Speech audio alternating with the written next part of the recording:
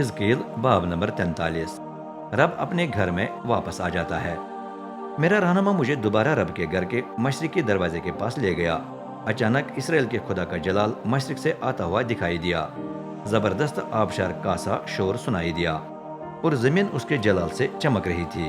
رب مجھ پر یوں ظاہر ہوا جس طرح دیگر رویاؤں میں پہلے دریائے کبار کے کنارے اور پھر اس وقت جب وہ یروشلم کو تباہ کرنے آیا تھا۔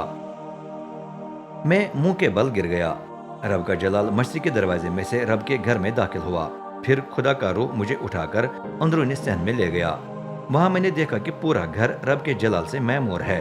میرے پاس کھڑے آدمی کی موجودگی میں کوئی رب کے گھر میں سے مجھ سے مخاطب ہوا۔ اے آدم زاد، یہ میرے تخت اور میرے پاؤں کے تلووں کا مقام ہے۔ یہی میں ہمیشہ تک اسرائیلیوں کے درمیان سکونت کروں گا۔ آئندہ نہ کبھی اسرائیلی اور نہ ان کے بادشاہ میرے مقدس نام کی بے حرمتی کریں گے، نہ وہ اپنی زناکارانہ بت پرستی سے، نہ بادشاہوں کی لاشوں سے میرے نام کی بے حرمتی کریں گے۔ ماضی میں اسرائیل کے بادشاہوں نے اپنے محلوں کو میرے گھر کے ساتھ ہی تعمیر کیا۔ ان کی دہلیز میری دہلیز کے ساتھ اور ان کے دروازے کا بازو میرے دروازے کے بازو کے ساتھ لگتا تھا۔ ایک ہی دیوار انہیں مجھ سے الگ رکھتی تھی۔ یوں انہوں نے اپنی مکروہ حرکتوں سے میرے مقدس نام کی بے حرمتی کی، اور جواب میں نے اپنے غضب میں انہیں ہلاک کر دیا۔ لیکن اب وہ اپنی زناکارانہ بت پرستی اور اپنے بادشاہوں کی لاشیں مجھ سے دور رکھیں گے، تب میں ہمیشہ تک ان کے درمیان سکونت کروں گا۔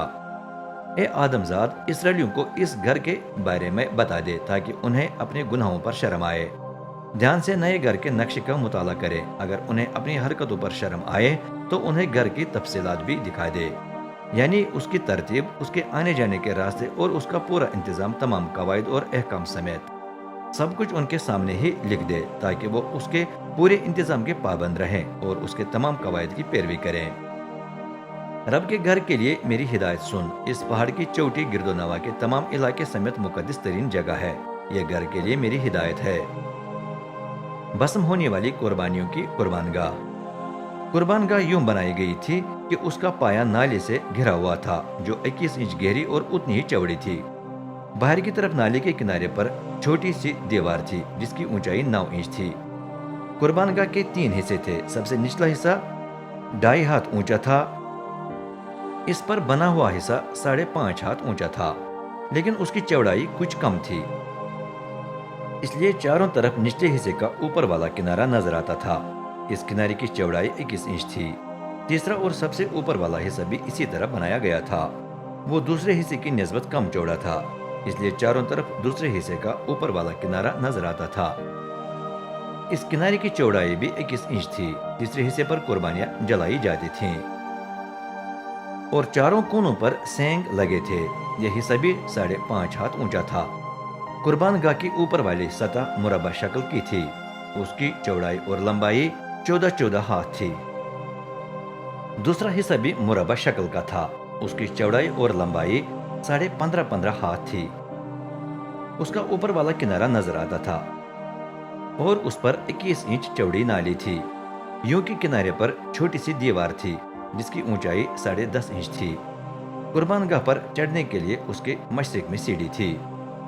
قربان گاہ کی مخصوصیت۔ پھر رب مجھ سے ہم کلام ہوا۔ اے آدم زاد، رب قادر مطلق فرماتا ہے کہ اس قربان گاہ کو تعمیر کرنے کے بعد تجھے اس پر قربانیاں جلا کر اسے مخصوص کرنا ہے، ساتھ ساتھ اس پر قربانیوں کا خون بھی چھڑکنا ہے۔ اس سلسلے میں میری ہدایت سن۔ صرف لاوی کے قبیلے کے ان اماموں کو رب کے گھر میں میرے حضور خدمت کرنے کی اجازت ہے جو صدوق کی اولاد ہیں۔